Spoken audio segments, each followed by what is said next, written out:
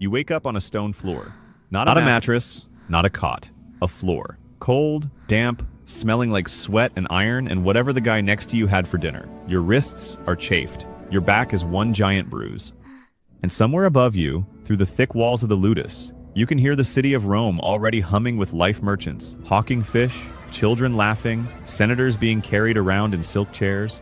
Must be nice. You, on the other hand, are property. Congratulations, you've officially bottomed out. This is your life now, every single day. And spoiler alert, it doesn't get better fast. It just gets different kinds of awful. Let's back up. How did you even get here? Maybe you were a prisoner of war, a Germanic tribesman dragged in chains through the streets, while Romans threw cabbage at your head. Maybe you were a debtor, sold off by a magistrate who valued your body more than your dignity. Maybe you were just unlucky. Wrong place, wrong time, wrong empire. Doesn't matter now.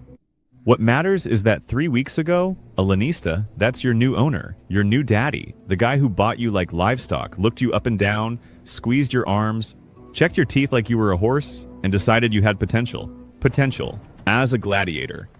You should feel flattered. You don't. The lanista runs a ludus, a gladiatorial training school. Think CrossFit gym, except the membership is mandatory, there's no smoothie bar, and the exit strategy is death. The ludus is a compound, training yard, barracks, a small medical room that smells permanently of vinegar and regret, and cells. Lots of cells. Your cell is roughly the size of a walk-in closet. You share it with a man named something you can't pronounce. He doesn't speak your language. You don't speak his. You bond over mutual exhaustion and mutual hatred of the guard who wakes you up at dawn by banging a pot. So tired. Every single morning. Dawn. And the real fun begins. You stumble into the training yard still half asleep. The doctor, the chief trainer, a scar-faced veteran who looks like he was born angry is already there. He's always already there. You begin to suspect he doesn't sleep. He just stands in the courtyard, fully alert, waiting to make your life miserable. The first thing you do is run. Laps. Endless laps around the yard. Your lungs are screaming by the third one. The doctor is screaming louder. Then come the posts. Wooden poles planted in the ground that you hit with a wooden sword, a rudis for hours. Not a real sword. Not yet. You haven't earned a real sword. You haven't earned anything. You hit the post, you hit it again, your palms blister, the blisters pop, you hit it again. This is your entire existence for the first month. You are essentially punching a tree trunk and calling it warrior training. Rome is not messing around. The diet though, okay, the diet is actually kind of decent. Gladiators are fed a high-carb, high-calorie regimen of barley, beans, and dried fruit. The Romans want you strong. You are an investment. They will not let their investment starve. You eat more than you ever have in your life, which is deeply ironic given that you are, technically, a slave. The Romans were nothing if not efficient with their cruelty. But here's what nobody tells you about gladiator training. It's not just physical. It's psychological warfare. The doctor doesn't just break your body, he dismantles your identity. You are stripped of your name, your history, your culture. You are given a fighting style, a category, a type.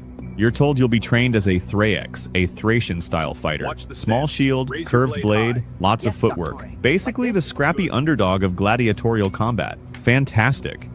You also quickly learn the hierarchy of the ludus. Veterans walk around like royalty. They eat first, they get better cells, they get visited by women, by fans, by people who bring them wine and look at them like celebrities, because that's what good gladiators are, celebrities. That is the carrot. The arena is the stick. You haven't seen the arena yet. You've heard it though. On game days, even from inside the ludus walls, you can hear the roar of 50,000 people, like a wave crashing over the city. It makes your stomach drop every time. 6 months in, you're ready for your first bout. And by ready, we mean the doctor has stopped sighing every time you pick up a weapon, which is apparently high praise. The night before your first fight, you don't sleep. Nobody does. Their first time. You stare at the ceiling and run through every scenario. You've been trained to read your opponent, to control the crowd, to perform, because that's the thing nobody outside Rome understands. Gladiatorial combat is theater. It's not just kill or be killed. The crowd wants a show, they want drama, they want near misses and reversals and moments of genuine terror that make them feel alive. You are the entertainment. You walk into the arena and the noise hits you like a physical force. 50,000 Romans, screaming, sweating, gambling, eating, living, and you are the reason they showed up. The sand is hot beneath your sandals. The sun is blinding. Somewhere in the stands, a senator is picking his teeth and evaluating your market value. Your opponent walks out from the opposite gate. He's a Murmillo bigger shield, straight sword, more power. He's done this before. You can tell by the way he walks. Relaxed, loose, like a man who's been here so many times the fear has just worn off. You fight. We won't choreograph every moment because frankly, it's a blur. You remember the crowd noise spiking when you nearly go down in the second exchange. You remember the metallic taste of blood from a cut on your cheek. You remember the weird tunnel vision clarity that takes over when your body just takes the wheel and your brain checks out. You win. Barely. The crowd erupts. And here's the sick part. You love it. For about 30 seconds, standing in that arena with 50,000 people screaming your name, you feel more alive than you ever have. The sun, the noise, the adrenaline, the sheer impossible fact that you are still breathing, it's intoxicating. It's better than anything. The doctor, watching from the side, gives you a single nod. High praise. Years pass. You win more than you lose. You develop a reputation. The crowd gives you a nickname, something dramatic and slightly ridiculous that you secretly love. Fans leave gifts at the Ludus Gate. A mosaic of your face appears in a bathhouse across the city. Your face, on a mosaic. You, a former nobody, are now literally decorating the walls of Rome. You earn the right to better equipment, better food, your own cell, eventually. The younger slaves look at you the way you once looked at the veterans, with a mixture of awe and desperate hope. The Lanista starts letting you fight less frequently. You're worth more alive and marketable than dead and replaced. The politics of gladiatorial celebrity are very real, and you have become, against all logic, a brand. There are offers. Rich patrons willing to pay your Lanista for your freedom in exchange for private appearances. There are whispers of the Rudis, the wooden sword awarded to exceptional gladiators as a symbol of freedom, retirement, a real life, outside the walls. You start to believe it might actually happen. You fight your 40th bout on a sweltering July afternoon. Your opponent is young, fast, and terrified, which makes him dangerous. You control the fight completely. The crowd is yours. You've learned how to play them, when to stagger, when to surge, how to milk a dramatic pause for maximum effect. You win in 4 minutes. Clean, professional, perfect. The crowd gives you a standing ovation. 3 days later, the doctor calls you in. Not for training, for a conversation. He tells you a senator has requested you for a special event. A private spectacle, a venatio, a beast hunt combined with armed combat, staged for a wealthy patron's birthday, prestigious, lucrative. You agree. Of course you agree. You're still property. Agreeing is the only option. The beast is a lion, an actual, enormous, underfed, furious lion imported from North Africa. You've fought men for years. Men you can read. Men who telegraph their fear and their moves and their intentions. The lion does not telegraph anything. You win, but not clean this time. The lion's claws catch your left leg in the third exchange. Deep. The arena medics do what they can. Roman sports medicine is surprisingly competent, considering. They pack the wound with honey and bandages you with linen soaked in wine. You live. But the leg never quite heals right. There's a hitch in your stride now, a small one, barely noticeable to civilians. The doctor notices, the Lanista notices, your next 3 opponents notice.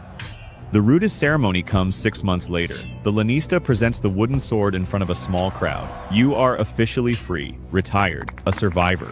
You walk out of the Ludus gates on a gray November morning with a small purse of coins, a limp, and a face that every Roman recognizes. You are famous, free, scarred, and 31 years old, which in Roman terms is practically ancient.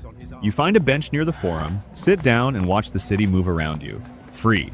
Finally. Completely. Undeniably free. Your leg aches. You sit there for a long time. And that, my friends, is the glamorous, blood-soaked, sand-covered career arc of a Roman gladiator slave. From shackled nobody to arena celebrity with a complimentary limp and a lifetime of trauma, absolutely included in the package.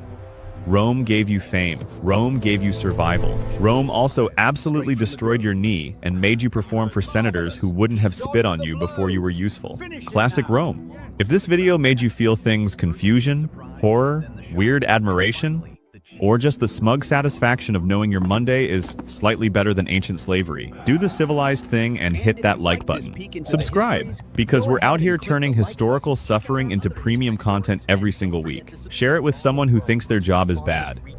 And if you want more second-person descents into history's worst situations, we have a whole library.